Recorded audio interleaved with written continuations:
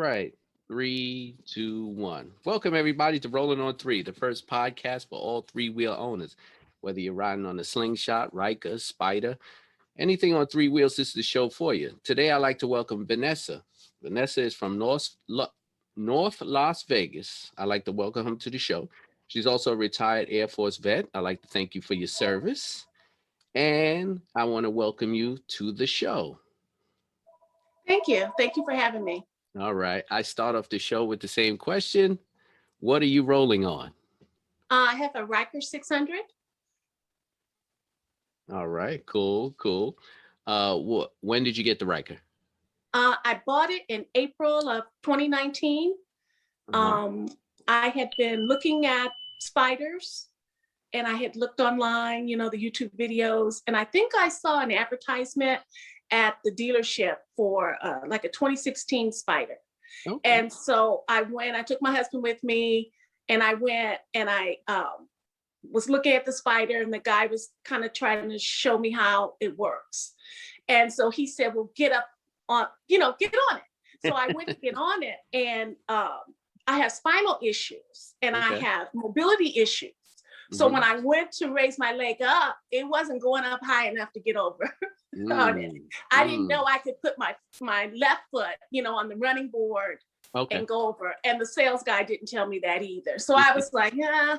And then he showed me the clutch, and it just seemed so complicated. And my husband was there, and he said, hey, what about this? Right. And I looked over, and he was in front of the Ryker. And he said, see if you can sit on this. And it, the rest is history. I sat on it. The guy showed me how, to me, it was a lot easier than the spider. Now I know it's not, but then it seemed like the spider was just too complicated. Okay. And so I sat on it, and I went inside, and we did the deal, and I bought it, and they delivered it Friday. I think I went on Tuesday, and the first day they could deliver was Friday. They delivered it and put it into my driveway. And no, that's history. No, that's a great first story. I like when people go to the dealership and they have good experience, because I've noticed it's 50-50. People say, I hate going to the dealer, and then some people say, no, my dealer was nice, they took care of me. Was it a local dealer, or did you have to go far to get it? No, it's a local dealer, just a few miles from my house. Okay. So I guess when you said you was looking at the spider, so did you ever ride before? My husband always had motorcycles. Okay. And I rode with him, a few times, but mainly because of my spinal issues. He was really afraid that if he ever laid it down, what would happen to me. Okay. So I never really rode with him that much. Right. Okay, that makes sense. Yeah. So, and it was just something I kind of wanted to do, and it seemed like it was doable.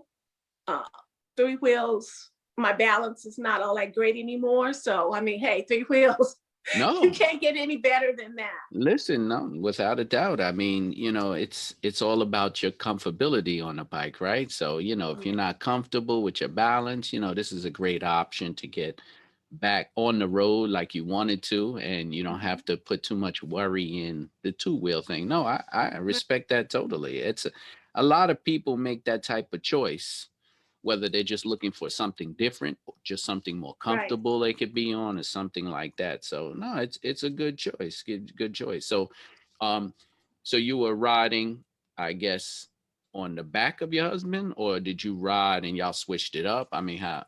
No, just on the back with him. Oh, okay. So that's where you got the feeling of wanting to ride and try it out. Yeah, I had a boyfriend years ago who rode, and he seemed kind of dangerous when I was a teenager. He seemed kind of dangerous. So that was always in the back of my mind, kind of thing. Okay, the bad boy, huh? Yeah, the bike. Yeah. I hear you. I was one of those guys too. I had the two wheels and, riding around like crazy. But, those days are over. As you move on in life, there's other things you want to do besides ride motorcycles. That's cool, though. That's cool.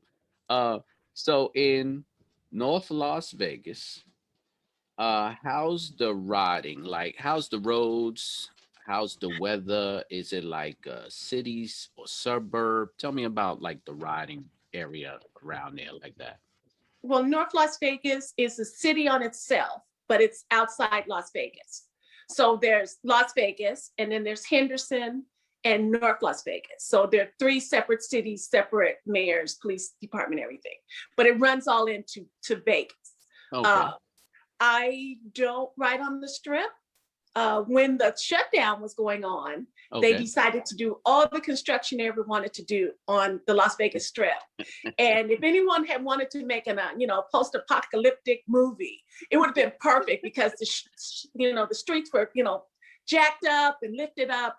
And actually, they let people ride bicycles down the strip because no Wow. one was down there.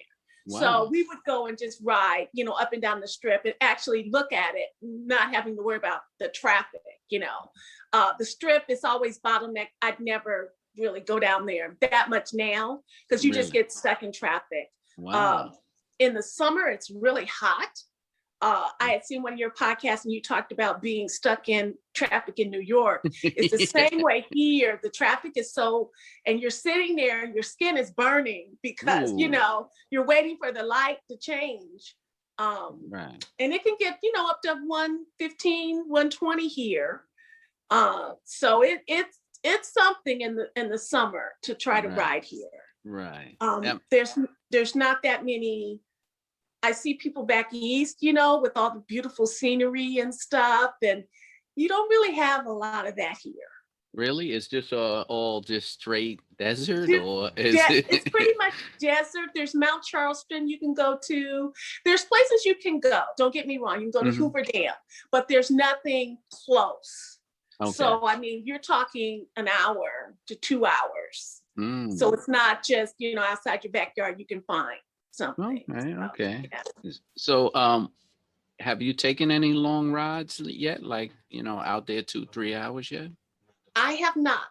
Right now, I'm practicing how to ride with other people and Okay. practicing how to ride long distances and on the freeway. So the freeway here is pretty treacherous.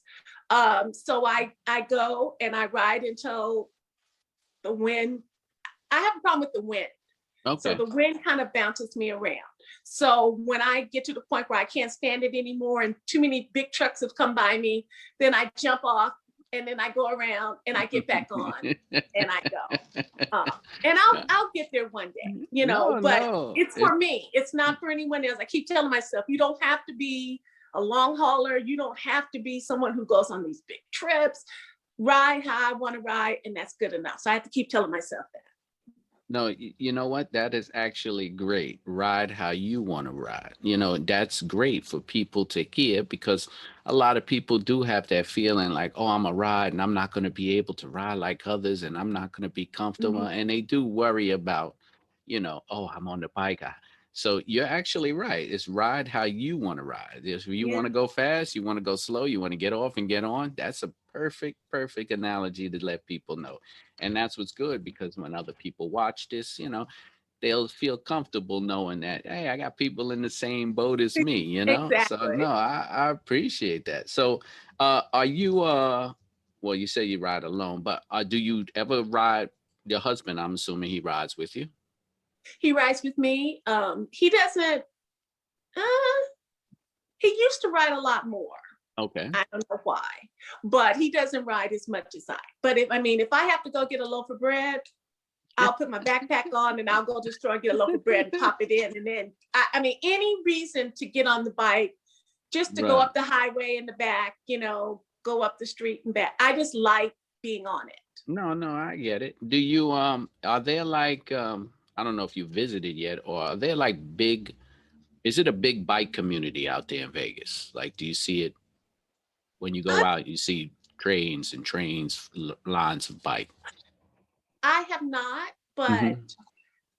I don't know. Maybe it's just me from not being a local. Hmm. It just seems like it's very hard to know what's going on in around Vegas, Okay. unless it's like a strip kind of thing. But just the local people, you kind of have to know someone who knows someone who knows someone kind of All thing. right. All right. And All I've right. never been in that mix. So on YouTube though, I see different, people are, meeting and bikes and stuff. I'm looking forward to the International Female Ride Day, the Okay. end of this month. And so hopefully I'll meet some local women, and then that'll help me meet more people. Absolutely, absolutely. So you told me before, you're originally from Omaha, Nebraska, and then Yes, when you retired from the military, you from the U.S. Air Force military, yes. retired vet. You moved to Las Vegas. Now, so my question for you is, if you had the bike out of the two states, from Omaha to Vegas, which one you think you would enjoy more having the bike? Probably Omaha. There'd be Really? more places to ride, Okay. but I would be so bored any other time. So that's why we retired in Uh, North Las Vegas, Vegas area. So okay. it's always something to do. Well, it used to be always something to do, but Right, it'll right. get back to that one day. Yeah, well, the shutdown has kept, people, has changed the whole lifestyle of, I guess, of all of America, and riding is different, and nothing's open as much as it should. Even I haven't been able to go out, but I sit in the same situation. I'm in a heavy congested area in New York City, so getting the opportunity to ride is far few in between. But hopefully, when everything opens up, then you could take more short trips, and I could get more footage out, because it's hard out here. It's hard, and I don't know how you doing it at 110 degrees. Are you wearing a full face helmet? Uh, I have two. I have the full face. Well, I Uh, have the module, and then I okay. have the full face. So yes, I do. I know that on a lot of the sites, the Facebook sites, you'll see ladies will show pictures of them maybe in shorts, and seem like a lot of people gang up on them and say you shouldn't wear that. You're gonna worry about sliding and stuff. So I try to be as comfortable as possible. Hmm. Uh, and hey, I like the attention too. I'm not gonna lie. I like the attention. So it's less I can get away with Right. in the heat, I do. Do you get a lot of people still pulling up next to you on a Riker going, "What is that? What is that? Where did Yeah. you get that?" Yes. You have women, when I look over, they'll be like this. Yesterday I had a young girl, she at the light, she was just fascinated. I was like, that's good. You get a lot of young guys who want to peel off at the light. I'm not going to say what they're trying to impress me with, but Okay. let's just say I do catch them and I do pass them. All So right. All right. yeah. Hey, that's good enough for me. That's good enough for me. Have you done any mods to the bike yet? Because everybody loves mods. So I want to know if you were getting Uh, down and doing your mods. well, I've seen your videos, so I made a list. Don't go You on my ready? list. You're gonna go broke.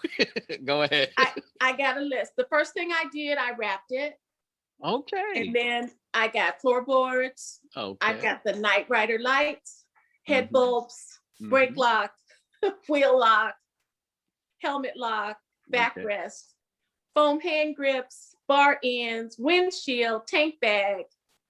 Uh, and then once I got it wrapped, the tank bag covered how nice the wrap looked on Uh-huh. that area. Okay. So I did away with the tank bag and I bought a bike bag and modified it myself. So it still shows that area. Hmm. Uh, Also the lock for the gas cap. The bike lights I bought, I saw someone on YouTube had them. They're just the regular bike lights, Hmm. but then I attached them to the part where the wheels go like this. Yes, the And fenders. then Yeah, and I the just the flip those the on. arms. Yeah. Yeah, Okay. I flip those on when I want to, because I didn't want to do a lot more with the wiring. And I have Okay. the Night Rider lights, which wired, through my battery and all that kind of stuff. Okay. Okay. And then the wheel caps, I bought the ones from they're fixtures for your sink. Yeah, I And did a video on those. yeah, I got those. And since my bike is copper with kente print at the bottom and on the fenders, Uh-huh.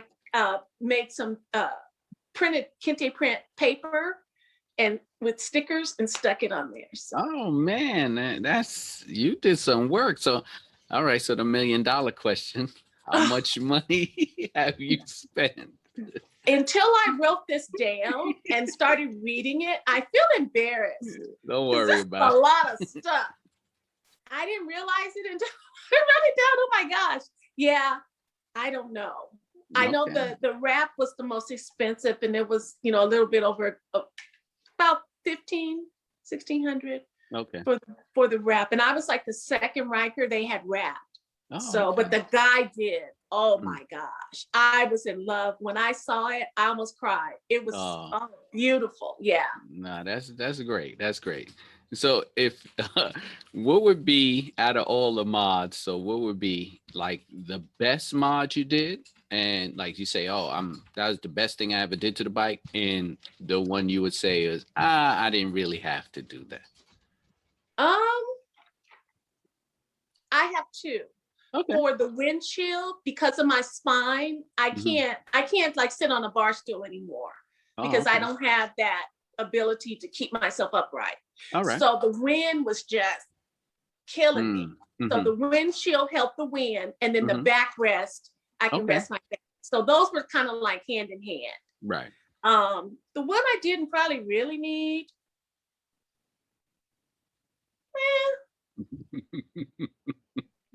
None. now that I have the brake lock, I don't really need the wheel lock. Okay. But I still, if I park somewhere and it's so low and someone parks between me, on the sides of me, and I walk out of a store, my heart always goes like this. Mm. Especially I forgot where I parked once, and I thought someone had taken it. And I looked, I Oh was like, "Oh, you dummy, man, it's there."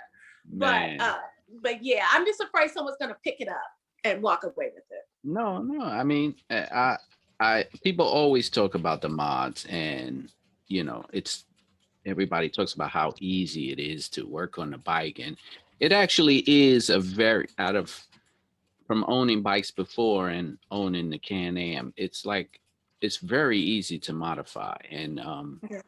it's so much stuff you can do to it because I've noticed that even when I look around and I'm on social media or there's ride outs, I never really see two of the same unless they Yeah, both just pulled out of the dealership. And even then, when they pull out the dealership, somebody always has something different. But true. I've noticed that so many people make it their own. Like, there's like not no copycat, no, oh, I like this and I'm gonna do mine Right. like that. It's like people always put in the time to make it so uniquely their own. And I'm wondering if that's because of the design of it, or it's just that people are just more into, being different. I don't know. I think the aspect of it being kind of like a bare bones bike, and Hmm. the price, you can't beat the price either. So I think it allows you to get creative. And it's new. I Right. mean, when I brought my, 2019, it was in April, brand new. Right. And so I just think it does make a community of people because, people are, oh, you can do this and you can do that. And I think it just binds us together. So I don't know if they did that on purpose, but as far as a business model and as Yeah. far as merchandising, yeah, it turns out really well. Yeah, they actually do their thing. And I have to say that Can Am has pretty much figured it out on how to keep people engaged with their bikes. I, I don't know, like you said it. I don't know if it was purpose or by accident, but they sure got it figured out on how they want to do this because I speak to people from all over, and I get people email me from all over, and they ask me questions, and they'll send me a picture, or oh, how do I do this, or do you know about this, or how, and everybody is just so into the bike, and even the community. Like, well, even when I started this whole thing, it's just like so many people were like, oh yeah, yeah, send me an email, yeah, I'll be on the show, yeah, I want to talk about my bike. And I was like, wow, when I first thought about it, I was like, wow, there's no platform for people Good. Yeah. to who do all this work to their bike and so proud to be proud of the things they've accomplished. So I was like, you know what, I think this will be a good thing for the community, and it's kind of fun too. So I like when people get hands on and put in the work and do things like that and show it off. And I think that's pretty cool. It makes me feel, I had help from my husband from a lot of stuff. I kind of Hmm. want him to help me. He's one of those guys, just give me the parts, let me do it, go away. But I put the brake lock in myself. Okay. I bought the drill, I bought the bit, I did it little by little because I didn't want to mess it up, and I did Hmm. it. And even when I get off my bike, when I'm getting out of my car in the driveway, I look at it and I go, I did that. And it just makes me feel so good that I know I did that myself. 100%. You're 100% right. So, earlier before we started recording, you were showing me your riding jacket, which I guess they call a cut. It's Okay. let me see what you got there. It looked pretty nice. So I said, you know Okay. what, you got to show that off. All right. So I've got that. These were stickers. These were patches from when you're in the military. They, especially the Air Force, I don't know other branches, they'll always give you a plaque Hmm. before you leave, and usually everyone signs it.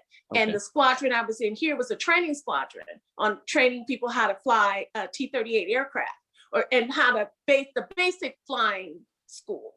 Okay. And so there was 8 flights, and they had the patches. So what they would do when people would leave, they would give you a plaque with all the patches, and everyone would sign it. So it was hanging on my wall because we've got a military love me wall. My husband is retired, so he has his side, I got mine. Thank And I you was for the looking at it, I was like, service.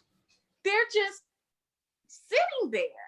And I was like, open this thing up. Your kids won't care when you're dead, whether you had it or not. And I opened it up and I cut them out, and I bought my vest and I took them and I had them sewn on. So that feels good. And then this one here, I had a jean vest. Hmm. And so I found some patches on Etsy. People are doing patches and a lot of stuff. And so I sold those on myself. All right. So I got to, depends on how I'm feeling. Am I feeling like a military warrior rebel? Or if I'm feeling girly girl, I'll wear the jean. And if not, if I'm feeling kind of badass, I'll wear my military vest. Nothing wrong about wearing your accomplishments, right? There's nothing wrong with that, man. You put in the work, you served your time for this country, then yeah, why not be proud and let everybody know that there's a vet Exactly. riding on this bike? You know what I'm saying? So, to you and to your husband, thank you for your service. So, uh, right now I'm getting into the part where the YouTube algorithm starts to say, hey, you going too long, or people's Okay. pension spans start to drop and all that crazy Right. stuff. So I'm gonna ask you, if you had to describe your Can Am experience in one word or one sentence, how would you describe it? Life saving. Hmm. Life saving. Life saving. Why would you say that? When I bought it, it was kind of a bad time in my life. Hmm. But when I bought it, it was a good time in my life, and then it became a bad time in my life. Hmm. And when I got on it, I could think and I could work through things, and it made me feel better. Hmm. And so it does feel like a lifesaver, mental health lifesaver.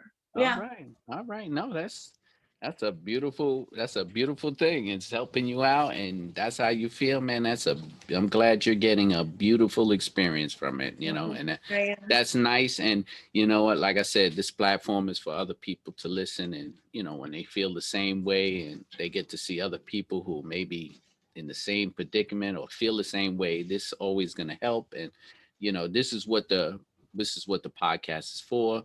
I'm trying to make this whole Can Am three-wheel community into a very large, friendly family community, so we can all meet each other and see each other on the roads Yeah. and travel cross country and say, hey, he was on the show, or she's from over there, she got a bike there, and I saw her over there, and that type of stuff. So that's the whole reason for it. So if anybody wants to see Vanessa's bike and check out her rides, Mhm. she has social media. Go ahead and tell the people what you got.